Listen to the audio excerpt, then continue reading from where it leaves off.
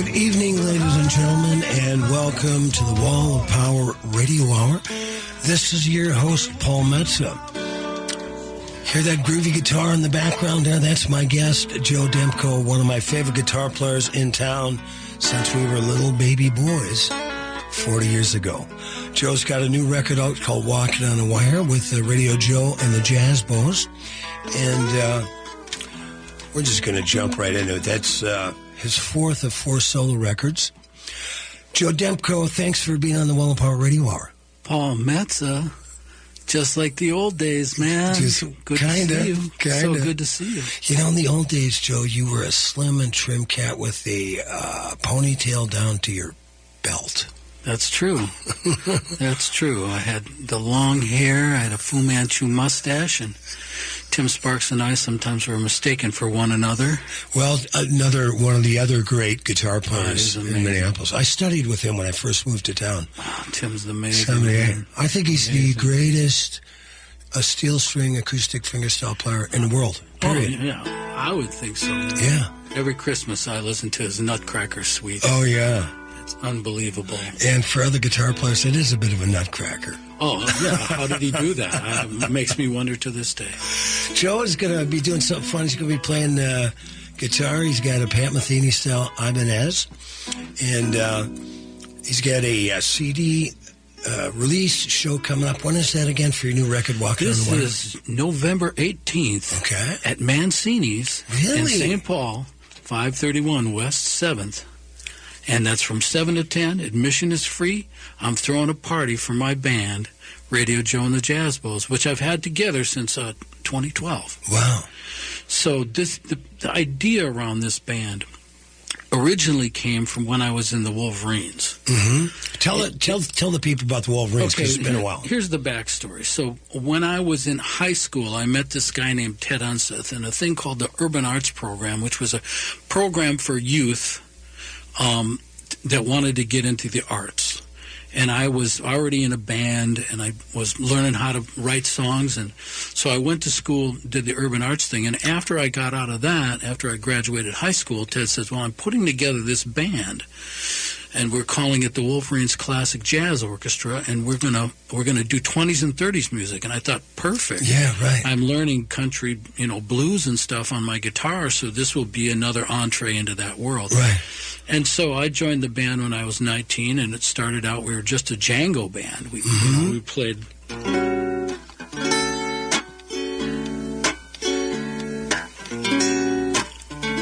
Nice. That kind of stuff with 2 fiddles and 3 rhythm guitar players. Ed Beatty, Ted playing a guitar, myself playing guitar, Johnny Olson playing fiddle, and Pat Frederick playing fiddle. Wow. And Johnny Olson, great.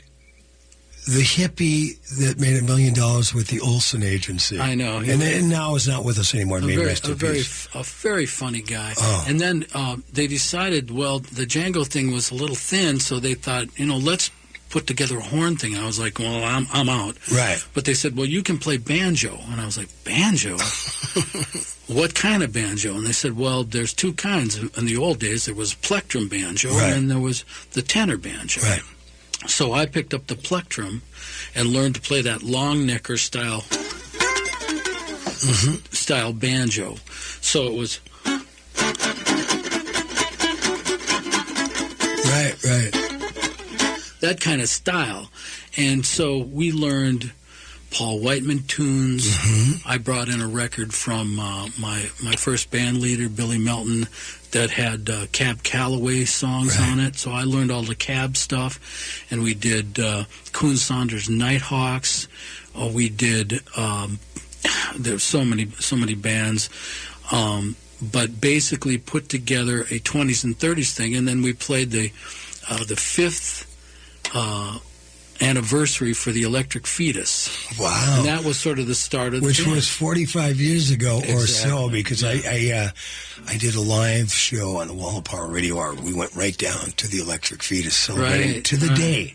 It was June something or other last summer, yeah. So I was in the Wolverines from... How old was Ted Unseth then? Oh, I have no idea. I know he's older than me by about 10 years. Yeah.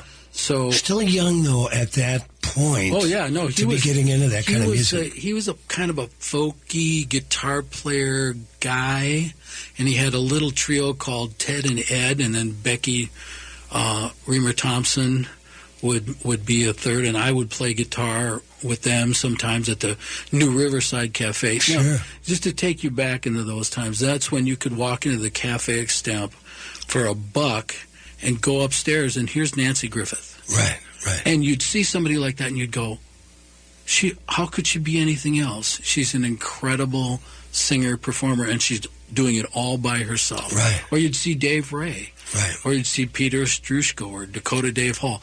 All these people Sean Blackburn. Incredible musicians, and all mining styles that weren't on popular radio. Right.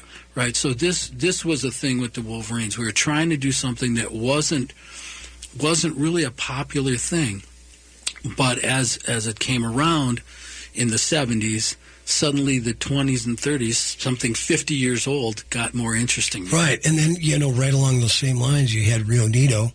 Oh, amazing, yeah. Yeah, with Bruce Johnson, Tom Lieberman, and Tim Love Sparks, doing that same 20s, 30s, and 40s stuff. Yeah, and them being more along the lines of the Boswell sisters, Right. doing triple-part harmonies. Lambert, Hendricks, and Ross. So they were mining that whole thing. The early Wolverines stuck to the 20s and 30s. So we were playing a venue in downtown Minneapolis called Scotty's on 7th. Sure. The Art Deco place. Right, and we're in there we would play sets in between the disco set. So we'd play a disco set, and then our band would play. It was such an odd combination. But cool. Well, it was great. I had a gig downtown. I could take the bus, bring my banjo. Yeah. It was very fun. Did you get a lot of girls with that banjo? No. I don't think anybody ever did. No, but I know some actual real banjo players that did, but I was not one of them. No, one night Benny Goodman came in the door. Wow. And I looked, and I elbowed the trombone player next to me, Steve Sandberg. And I said, Steve, that looks like Benny Goodman to me. He said, yeah, I think it is. Wow. And at the moment that Benny was staring at us, we were playing a tune called Hot Mustard, which was a Fletcher Henderson arrangement. Right. Now, if you know anything about Benny Goodman's history, he bought Fletcher Henderson's book. Wow. And he hired Fletcher to be his arranger for the King of Swing band. And for those out there that might not realize, the book is his book of arrangements. Right, all his songs. Right. So he bought Fletcher's book, and we were playing a tune from Fletcher's book. Wow. And he walked up to me after we finished the song, and he said, hey, kid, where'd you get the chart? And I said, Benny, I know what you're thinking. Because he had his tunes in a vault at his home. I said, no, Benny, we took the 78s, we slowed them down to half speed on reel-to-reel tape, and we transcribed them. He said, oh, you kids, I'll be back tomorrow. He splits. Right. He comes back the next night, searchlights out front, with a limo, blonde on each arm. Right. And he says, hey, kids, you want to play the inaugural ball for Carter Mondale? And we said, sure, Benny. Wow. So he was on the inaugural ball committee for Carter Mondale, and he got us the gig. So we played the inaugural ball. We played the Empire State Building on the first floor. I think it was the Gaslight or something.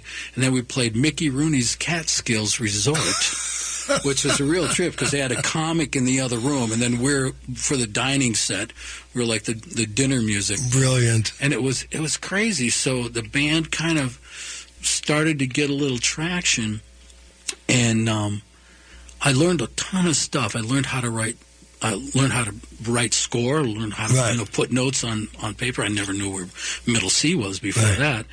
And I learned a lot about those styles, those early jazz styles that were just becoming swing. They weren't yet quite swing. They were still sort of foxtrot. But once you hit 1931, 1932, then things started to swing. And so it was a different feel. Before that, everything was that was that kind of feel. We've got Joe Demko on the Wall of Power Radio Hour for the whole show tonight. His CD release party for his great new record, Walking on a Wire, November 18th at Mancini's in St. Paul. We're going to listen to the title track off his record, Walking on a Wire by Radio Joe and the Jazz Wolves.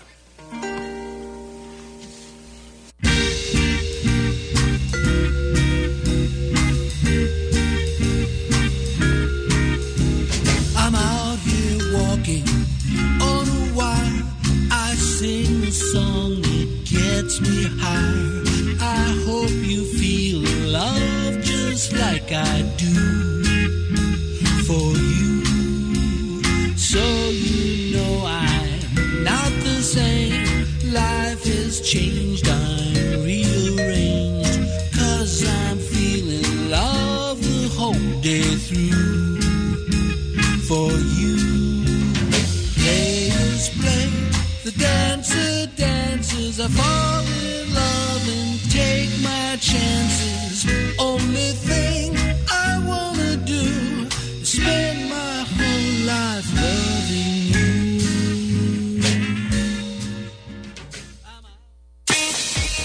The number one source of the Twin Cities gay scene is all digital. Follow Twin Cities Gay Scene on Facebook and Twitter. Sign up for the Scene Shot email blast for weekly updates and chances to win great prizes. No app is needed to view the bi-weekly web editions of Scene. It's GLBTQ media for the mobile generation. Find it all at TwinCitiesGayScene.com. That's TwinCitiesGayScene.com. Hello, humans. This is me, Ellie Krug, with Ellie 2.0 Radio on Monday mornings from 7 to 8 a.m. This week's featured idealist is Bayard Rustin, a lifelong idealist who was central to America's civil rights movement for 5 decades. The big interview is with me, Brett Johnson. My producer will ask great questions about my work and philosophy. In my C block, I talk about getting rocket fuel. Ellie 2.0 Radio, engaging and real on AM 950, the progressive voice of Minnesota. I'm John Peterson of Ferndale Market, and I'm the third generation to grow turkeys on our family farm in Cannon Falls. We've grown them the same way since 1939, free range and without antibiotics. We're proud of the way our turkey tastes naturally, so we never add fillers or basting solutions, just 100% pure turkey. And we're proud to remain an independent family farm. Looking for an extra special addition to this year's Thanksgiving feast? Our fresh, never frozen turkeys remove the hassle of thawing and can be picked up just days before your celebration. Available at natural food stores across the region. Reserve your fresh, free-range Thanksgiving turkey for pickup at our store right on our farm in scenic Cannon Falls or at one of our retail partners. For more information on finding our Ferndale Market Thanksgiving turkey near you, visit us at ferndalemarket.com. That's ferndalemarket.com. Thank you for your support of local foods and farmers. We'll hope to see you at Ferndale Market soon.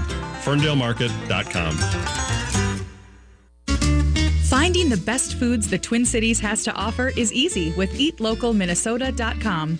Offering the top local and independently owned restaurants, eatlocalminnesota.com has everything from burger joints to cocktails and fine dining. Crooner's Lounge and Supper Club invites you to check out their beautiful facilities for your next special occasion. Book your wedding reception, retirement party, business dinner, or other special event with confidence, knowing their expert staff and award-winning chef will make it a big hit with your guests. Call today to get a quote, 763-571-9020.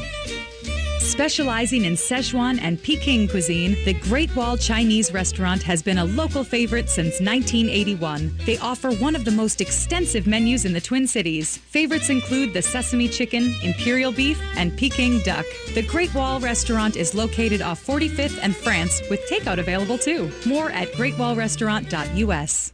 Hi, this is Evelyn. Please, Dad, not again. How about no dates ever? Okay. My father is a beacon of hope for us all. Matt McNeil. Holla! Wow. I now have my driver's permit. My dad says my behind-the-wheel training for the next year will be in our Toyota Siennas. They're safe, reliable, and fun to drive, even when you're just learning. I trust my vehicles with my kids. Toyotas are peace of mind. We're a 2 Sienna family thanks to Rudy Luther Toyota, the southeast corner of 394 and 169 in Golden Valley.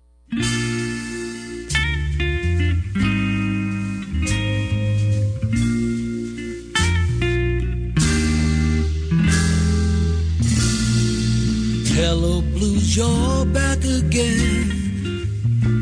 I haven't seen you since I don't know when. I guess it's time to pay some dues and say hello to the blues. Hello, blues, won't you be my friend? Tell me that my broken heart will mend. I walk the floor in worn-out shoes and say hello to the blues. There's nothing left to lose when you say hello to the blues.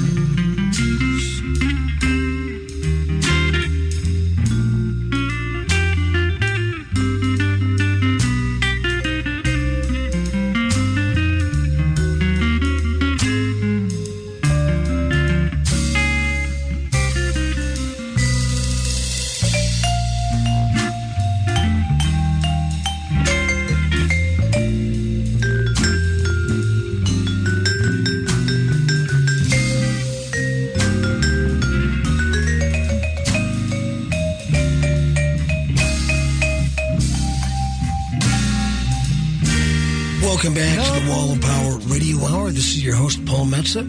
My guest, one of my favorite guitar players in town, Joe Demko. Joe, play a little bit before we start yakking again. Oh, sure, why not?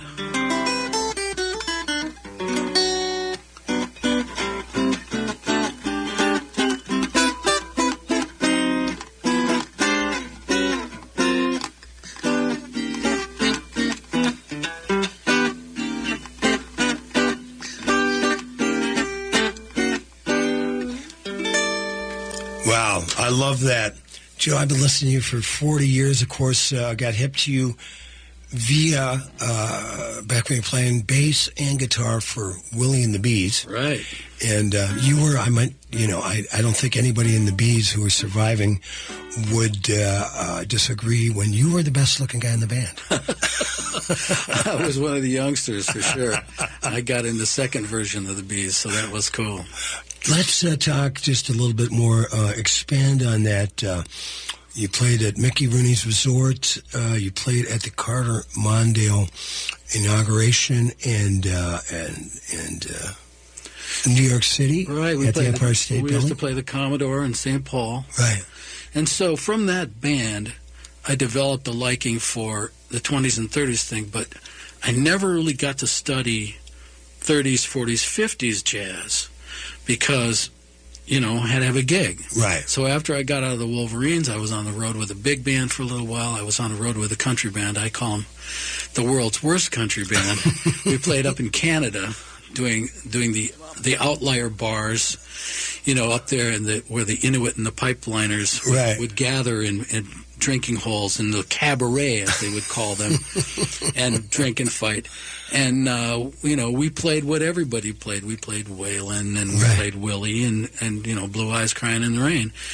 And that was a terrible band. So I got enough money together. I could hang in Minneapolis for a while. So I was hanging, and Willie Murphy had a radio show on KFI, and I won a Charlie Parker poster, and boom, I got an audition to the band. So what year was that? 1978. Okay.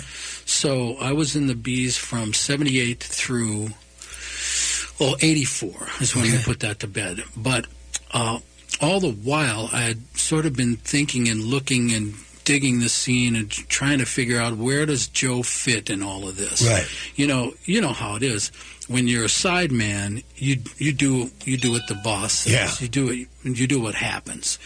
And you make your dough and you do the best you can, and that's your thing. But I was always kind of interested in that style that Charles Mingus was putting together in the 70s. Did you catch Mingus's show out of Doc Holliday's in Shakopee?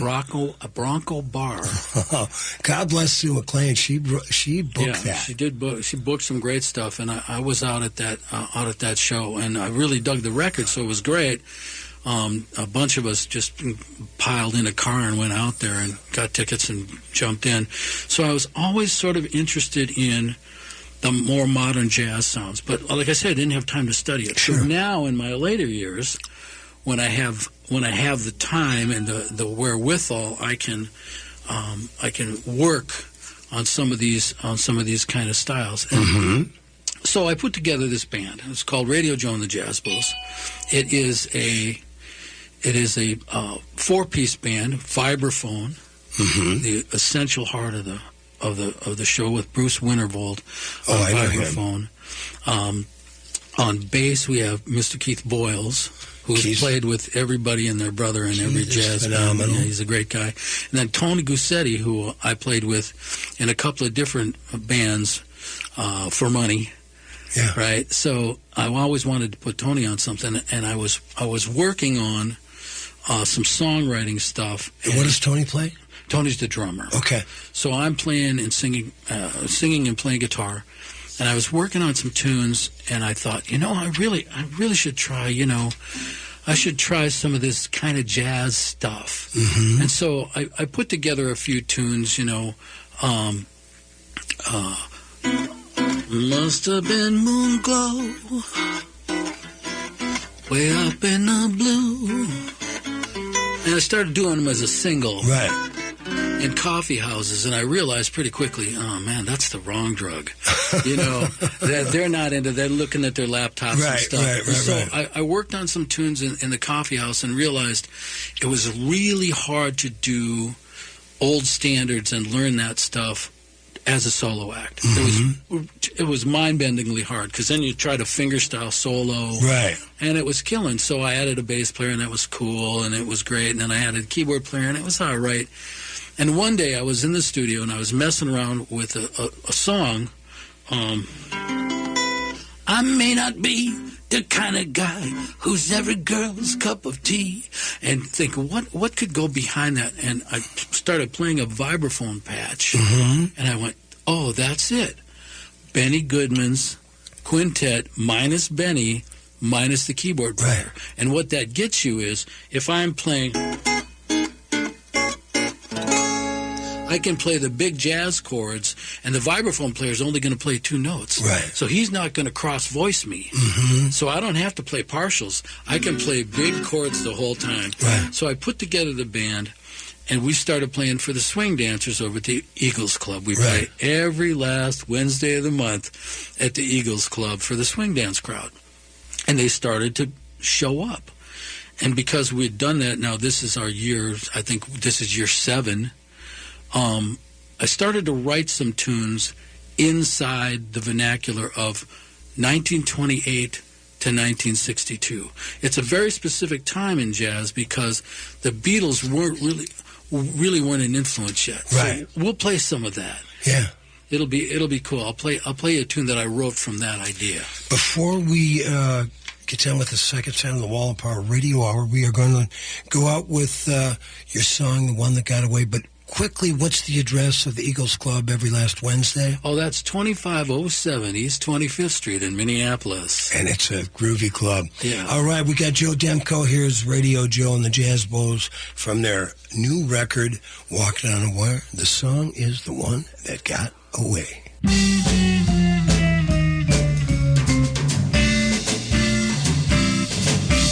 There goes my broken heart.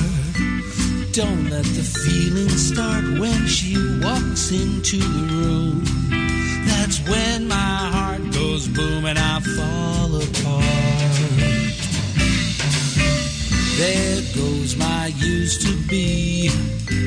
I wish it was her and me doing like we used to do. But now she's loving you, yeah, she set me free. Marijuana legalization might not mean a lot to you professionally, but it may to your clients and employees, bankers and investors, property owners and landlords. Minnesota Lawyer has got your back with the CanCon Business Symposium on Wednesday, November 6th at the Depot, Minneapolis. Denver-based researcher the Marijuana Policy Group will present data on the economic impact legislation has had in Colorado and how that might translate to Minnesota. You'll hear from professionals in other states that legalized marijuana about what's at stake for you. Human resources professionals can learn about the effects on employees and how the hiring process could change. Attorneys will learn how to protect their clients. Commercial real estate brokers and agents will hear about investment opportunities from an expert panel. Speakers include Minneapolis Mayor Jacob Fry, Speaker of the House Ryan Winkler, and Senators Melissa Franzen, Jeff Hayden, and Scott Johnson, as well as several Minnesota business leaders. Learn strategies that work at the CanCon Business Symposium on Wednesday, November 6th at the Depot, Minneapolis. Register now at canconmn.com. Back in January 2018, the tax laws changed. You probably won't get a tax deduction for donating your vehicle to Auto Technical or any nonprofit, and it's going to put us out of business. Over the past 30 years, our charitable mission has been reconditioning vehicles for thousands of families. Many vehicles are reconditioned and sold to the public. We are self-supporting, but donations have dropped by more than 80%. We can hold on until November, December, but without your help, we'll be forced to close the doors. The Tubman Shelter Workforce Training Center will no longer be able to refer clients to us for free cars. Please help us. Call me if you have a vehicle to donate. Richard at autotech.org, 612-919-5526. 612-919-5526. autotechnical.org.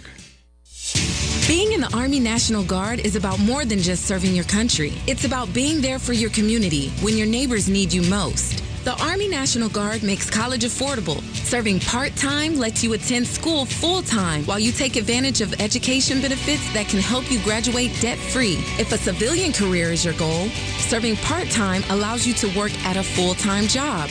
The skills, qualities, and contacts you'll develop in the Guard can open doors to a great civilian career. Want to serve but worried about being away from friends and family? Part-time service in the Army National Guard allows you to serve close to home. Serving in the Army National Guard lets you have the life you want while you enjoy the many benefits of serving your community and nation. You owe it to yourself to learn more about how the Army National Guard can fit into your life. Visit NationalGuard.com. Sponsored by the Minnesota Army National Guard. Aired by the Minnesota Broadcasters Association and this station. With your AM 950 weather, this is Eric Nelson. Tonight, the clouds continue with a low around 28. Sunday, partly sunny with a high of 45 and a low around 32. Monday, a chance of snow showers before 11 a.m. with a high of 40 and a low around 21. EatLocalMinnesota.com's restaurant of the week is Victor's 1959 Cafe, a unique local restaurant offering one-of-a-kind food and atmosphere, focusing on traditional Cuban recipes in a relaxed, casual, and festive Cuban environment. Check them out at 3756 Grand Avenue in South Minneapolis.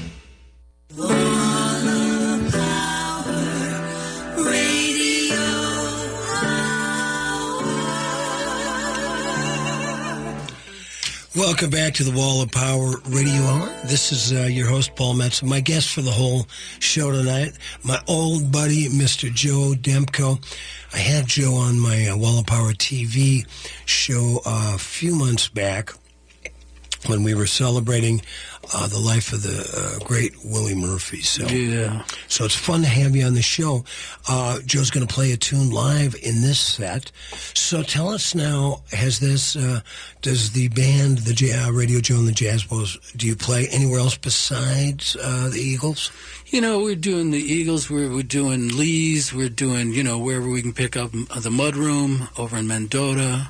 We play parties and, whatever we can scramble up. You know how it is. Yeah, take what you can get. And I think, here's the thing. You've been in the business long enough, and so have I. We've met our heroes. Yeah, right. Right. So we know what their lives are like. Right.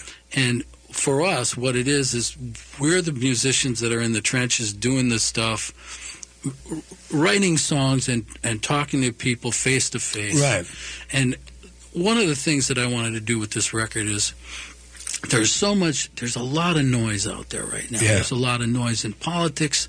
There's a lot of noise in music that you could say it's good or bad. Right. I'm not going to judge, but the one thing I didn't want to do was put out something that would just add it to the noise. Right. So how do you do that as a musician? And the only way to do it, I feel, is you try to write something that touches people. Right. Right. The experience in media, as we know, is distanced. We're coming over the airwaves, but we're not right in front of a human being. Right. And when you do a performance in front of a human being, or you reach out, right, and you touch somebody. This is a different experience. Yeah. So I wanted to do stuff that was performing and being in person and trying to write some songs and perform some songs that felt like when I would play My Girl and people would dance. Right. There's that thing where you know that they're into it, you're feeling the love, they're feeling the love, and you're doing that together as a community. Right. That, to me, is really the essence of why I wanted to write songs and why I wanted to bring that to the public. Well, and I think, Joe, and you know this better than anybody, you know, when I look at my, I have a great friend, James Reggae. He's a great abstract expressionist, and he's really taught me more. We used to have a Wednesday night hang for years in the mid-'80s, where he'd just come over after his gig and after my gig. He bartended downtown, and we would just listen to music until 3 or 4 in the morning and talk art and life and love, and I learned so much from him.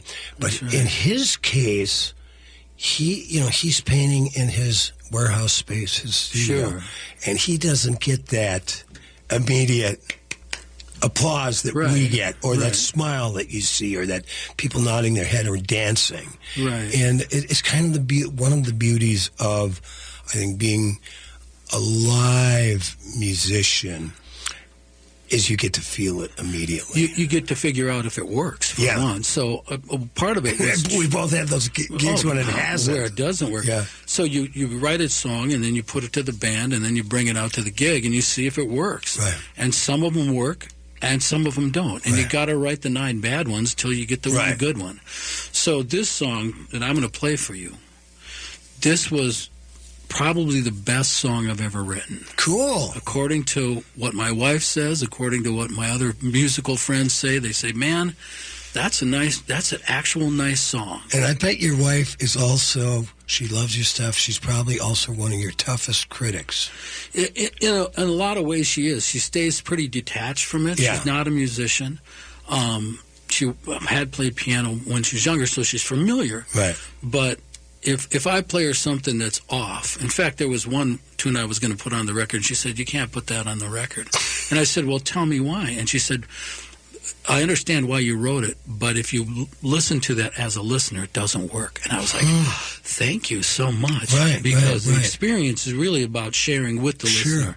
So if there's something that's not really working, the only way to find out is to get that feedback. So I do collaborate with a couple of different singers. Andy Lacoste is a guy around town that we listen to each other's stuff and bounce notes off each other. And maybe you could change that bridge a little bit. It's a little clunky. So that's really helpful. But mainly it's the audience reaction. Now, on this song, this is a jazz waltz.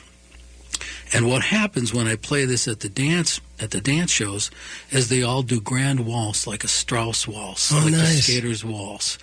And it's so beautiful to be playing the song and watching them 1, 2, 3, 1, 2, 3 spin. And there's no other feeling quite like it. And I'm sure you've had this connection with an audience where you get that one moment where you go, wow, this is really... I don't do this for money. I do it for this, that feeling of connectedness and bringing something to the public and getting something back where you know you're doing that in community. Because, music and musicians, what? It's a public service, right? Yeah, right. We're not, are we getting rich? No. But there is a place where we get to help people find what their feelings mean and help them digest that in a way that's meaningful to them. I saw I saw it on the internet. It must have been from a recent Bruce Springsteen interview, but he said basically musicians, bands, we're a repair shop.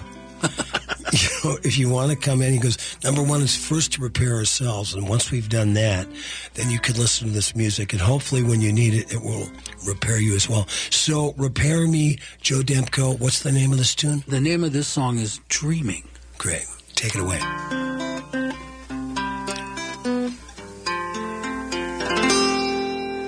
Dreaming, I'm dreaming the whole day through. Rhyming, scheming, dreaming a song for you. I'll sing if you dance.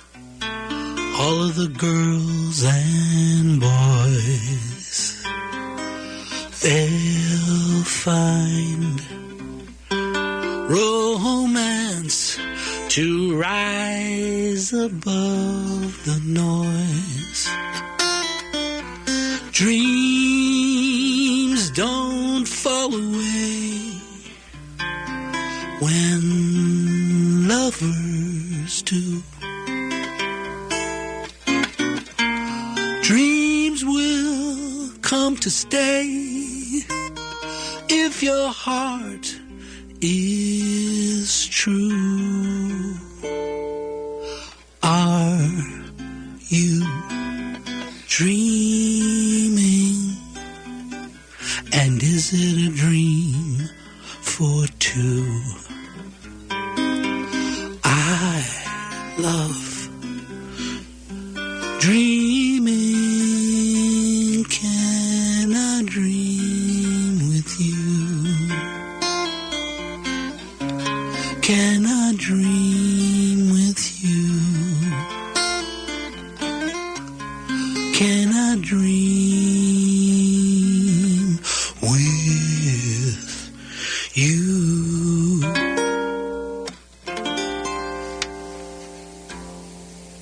Wow, Joe Demko, that was beautiful. He's got a great voice too, man. Yeah, I mean, I've always known you're a great guitar player, but it's really, especially, hearing it this, we're just right across the table tonight. Yeah, this is intimate. Yeah, this is intimate. And that's the thing, when you're a backup guy in the bands, you're just singing the backup parts. And sometimes they'll give you a couple of leads, You'll sing, My Name Up in Lights, or I'll sing some other blues thing. And when you got great singers like Willie Murphy and Maurice J. Cox and Howard Merriweather, they're all going to get star time. So one of the reasons I put together the band was I didn't want anybody else to sing. It was finally I want my own gig. Yeah, well, that's totally understandable. Right. So it's fun. And I'm just learning a ton of stuff, a ton of good stuff about how to play and sing. And you know how it is with musicians. You learn on the job. Oh, yeah. I'm listening to the other guys play their parts, and I'm like, oh, yeah, I could play that there instead of that. Right. I could I could breathe. So you learn little tips. So one little tip I got was from Frank Sinatra. And what Frank did is he would elongate vowels, right? So he would play fly me to the moon and let me play among the stars. Let me know what spring is like. And suddenly you're singing across the bar, so you're not locked to that 4-beat anymore. Right. And these are things that you cannot learn any other way. You have to do the thing. And musicians, you learn from the other players. You watch what they do, you listen to what they do. And we steal from the best and we leave the rest. Yeah, right.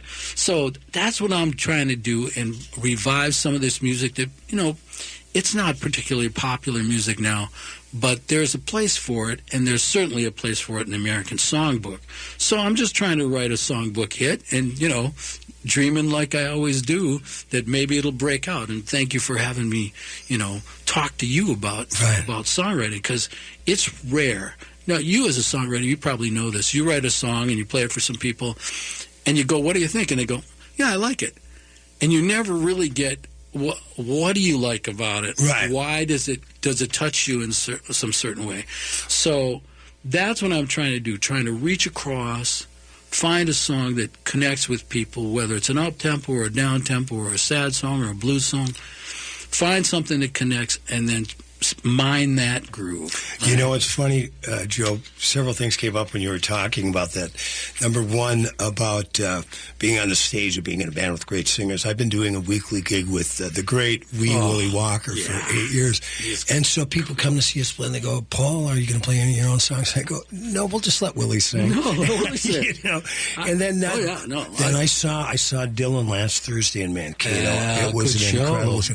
Well, and all of that, it was so theatrical. I mean, it was a cross between Laurence Olivier, Liberace by way of Jerry Lee Lewis and Billy the Kid. Sure. But his phrasing now, he's always had superb phrasing, but after doing that triplicate, that, studying all that Sinatra stuff that he did, his phrasing is so amazing right now. It's magical. But one quick, and you get this because, the other side of asking somebody at one of your gigs what they think, I was playing at the Five Corners where I played for 5 years every Tuesday, 237 consecutive Tuesdays. But it didn't affect me. But and this guy came and said, yeah, man, I haven't seen you in 6 years. I drove 2 hours from Wisconsin. I said, this was after the first set. I said, well, I hope I sound better. He goes, not really. We've got Joe Demko on the Wall of Power Radio Hour. We've got one more set left. Joe, real quick, what's your website? Radio Joe and the Jazzbows.com. We'll be back in a bit. The number one source of the Twin Cities gay scene is all digital. Follow Twin Cities Gay Scene on Facebook and Twitter. Sign up for the Scene Shot email blast for weekly updates and chances to win great prizes. No app is needed to view the bi-weekly web editions of Scene. It's GLBTQ media for the mobile generation. Find it all at TwinCitiesGayScene.com. That's TwinCitiesGayScene.com. Hi, this is Ryan, owner of Snap Construction. It's been great working with so many of the passionate AM 950 listeners over the years. We have realized how important AM 950 is to the community. I want to see AM 950 continue to grow and continue to thrive into the future. To help continue to grow, Snap Construction will be putting up proceeds to assist the station in marketing on social media. Snap Construction encourages you to do your part by liking and sharing the content on AM 950's social media platforms. This is Chad, owner of AM 950. Ryan has always told me the best time to get work done is during the colder months of the year because demand is much lower. He is backing that up again by offering 30% off labor on windows and siding from now until the end of December. Call Snap Construction now to get 30% off labor on windows and siding. As always, Snap Construction stands by their work with a lifetime craftsmanship warranty. Trust the company AM 950 trusts Snap Construction, arguably the most well-reviewed roofing, siding, and window contractor in the metro area. Get a free estimate by calling 612-333-SNAP or find them online at snapconstruction.com. Financing options available. Hi, it's Tom Hartman. Continental Diamond is special for a lot of reasons. The owners are Jimmy and Helene Pessis, a husband and wife team who had a dream to open their own store more than 30 years ago. They've built a business that is the gold standard. The readers of Minnesota Bride magazine have named Continental Diamond the best jeweler for the last 7 years. Why? Amazing, friendly, no-pressure customer service, a selection of fine diamonds and design jewelry unlike anywhere else, and the fresh-baked chocolate chip cookies are pretty great, too. Continental Diamond in St. Louis Park and at ContinentalDiamond.com.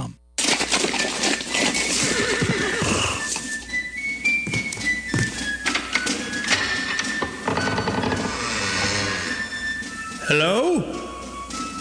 Is anybody here? You there. I'm George Washington, here for the signing of the Declaration of Independence. Where is everyone? It was moved, sir. Ben Franklin blasted out an event on Facebook and invited everyone to Independence Hall.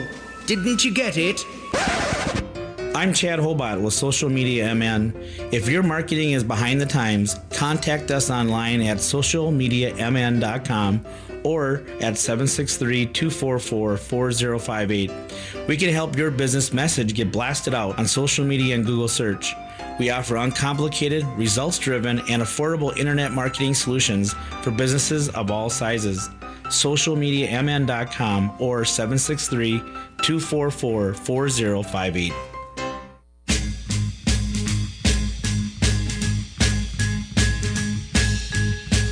Cheap tuxedo and a diamond ring. I'm not looking for just anything. It's gotta be right tonight. I got a black bow tie and shiny shoes. Find some way to lose these blues. It's gotta be right tonight.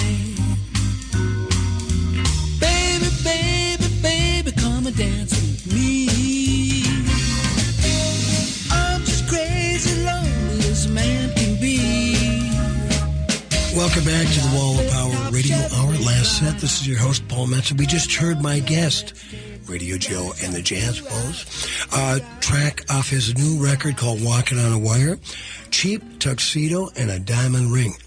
As a songwriter, I love that title. How did that come to you? Well, I was trying to write a tune that was sort of a little more, I'll tell you the truth. Yeah. I went to a dance class. Sure. And I found that as a musician, I'm not a good dancer, right? But the guy was going 1, 2, 3, 4, 5, 6, 7, 8, and I was like, okay, there's the tempo. Right. Now what am I going to do? So I thought, well, I kind of want something that's like a Ricky Lee Jones thing. Right. So cheap tuxedo and a diamond ring. Yeah, I'm not looking for just anything. It's got to be right tonight. And so I just started rolling with that. Right. And then wrote, a nice harmony stack. Mm-hmm. So this is kind of the pop tune on the record, really. Cool. Hopefully radio play, bring it on. But,